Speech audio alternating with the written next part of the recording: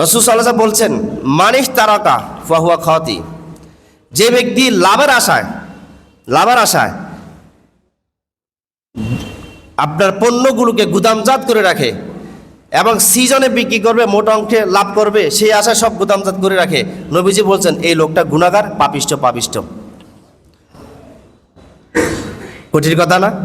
নবী বলছেন মানিশ তারাকা ফাহুয়া খাতি, যে গুদামজাত করে রাখে লাভের আশায়, নবী বলছেন সে গুনাহগার। সুতরাং রমজান মাস আসছে মানে পেঁয়াজের দাম বৃদ্ধি পাওয়া নয়। রমজান মাস আসছে মানে গাজরের দাম, শসার দাম, মূলার দাম, কপির দাম, জিনিসের দাম বৃদ্ধি পাওয়া নয়। রমজান মাস আসছে মানে এগুলো সস্তা হয়ে যাবা। আমাদের দেশে তো রমজান মাস আসছে মানে একটা শাড়ির দাম যেটা রমজানের বাইরে ছিল 300 টাকা, সেটা এখন 700 টাকা হয়ে গেছে না?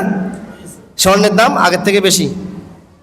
হ্যাঁ, সব কিছু দাম উঠতে খালি উঠতে। রোজার মাস আসছে মানে মানুষকে মনে এটা আবার ব্যবসায়িক মাস, ব্যবসা করতে হবে। আল্লাহর কসম, রোজার মাস এটা পণ্য ব্যবসায়ীর মাস না, এটি হলো ইবাদত ব্যবসার মাস, আধ্যাত্মিক ব্যবসার মাস, ঈমান ব্যবসার মাস। ঈমান উন্নতি করো, আধ্যাত্মিকতা উন্নতি করো, তাকওয়া অর্জন করো, এটার মাস। পণ্য ব্যবসার মাস না, মোট অঙ্কের টাকা কামাও, এটার মাস নাকি এটা? এটার মাস নয়। আল্লাহ তাআলা আমাদের সবাইকে দ্রব্যমূল্য দাম কমানোর তৌফিক দান করুন।